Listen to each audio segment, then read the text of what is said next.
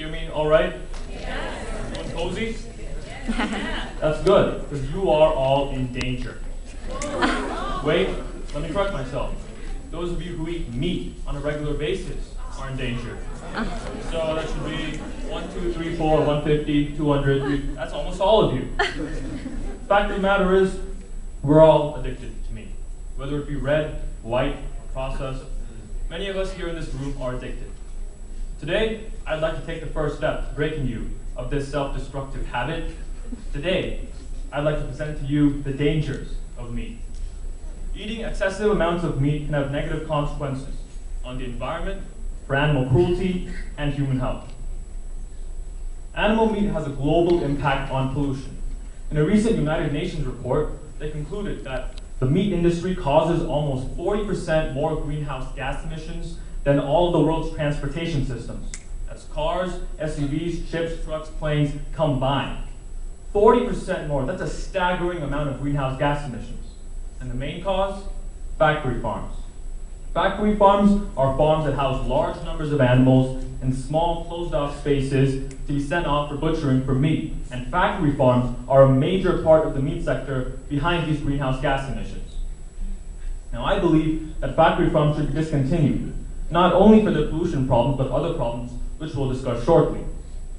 Many people may disagree with me, and that's all right. Some people may argue that even though factory farms have their flaws, they're an essential part of the meat sector, and if they were discontinued, revenues would drop dramatically, and many jobs would be lost. However, the flip side of that coin is that these factory farmers can go into other agricultural fields, such as crop production, for example, rather than tending to livestock. Let's zoom in on factory farmers and what exactly they do to their animals. Factory farmers feed a whole host of chemicals, foods, and additives to their animals, just to make them taste better. A magazine called Alternate states, we feed 756 million tons of grain to farmed animals. As Princeton bioethicist Peter Singer notes in his new book, if we fed all that grain to 1.4 billion people living in poverty, each one of them would be provided about twice the nutrients they would need to survive. The world isn't running out of food. Rather, the problem is that we, the relatively affluent, are finding out new ways to consume 4 or even 5 times as much nutrients as is needed. All that grain into all that meat is unnecessary for our daily nutrition. And as we eat more and more meat and fuel this meat industry, we're damaging the environment by taking up valuable land space, producing copious amounts of grain that's unnecessary, and promoting greenhouse gas emissions and global warming. Adding to the fact that eating meat is bad for the environment, most of the meat you eat comes from animals who are treated cruelly.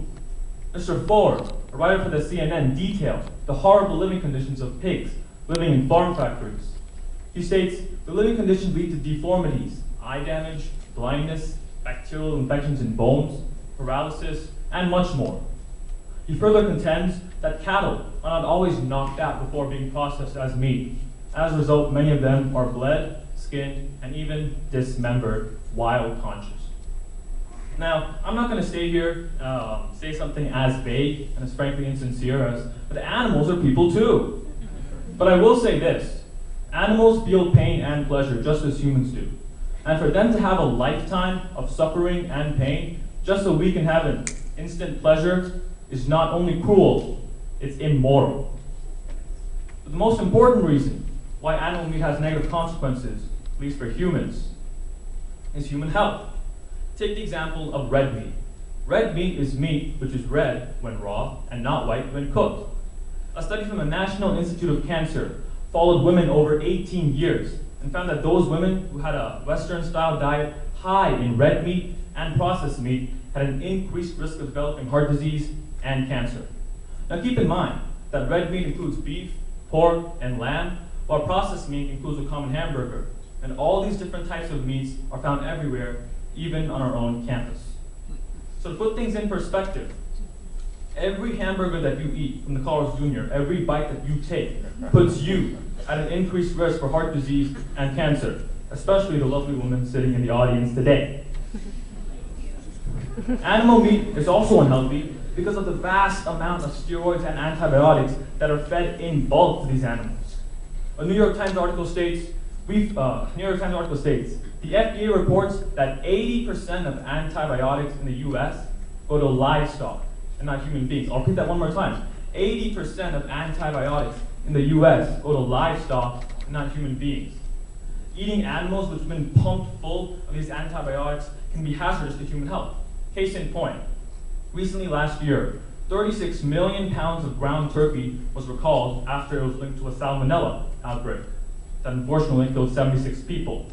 And this outbreak was linked to antibiotic-resistant bacteria.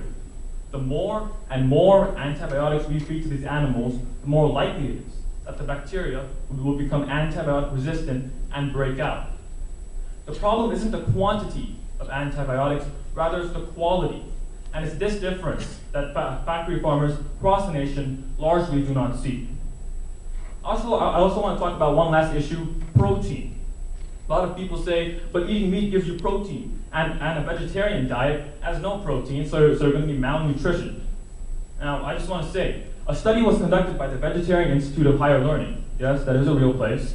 And it was conducted in the late 2008, where they compared 50 of the most common vegetarian diets, 50 of the most common omnivorous diets, and found that the vegetarian diets had at least the same amount of protein as the omnivorous diets.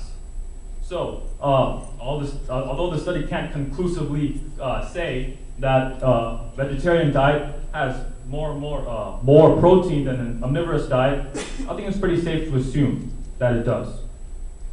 Animal meat is dangerous, and eating excessive amounts of animal meat can have negative consequences far greater and far more powerful than imaginable. It can raise a person's risk of developing cancer or heart disease.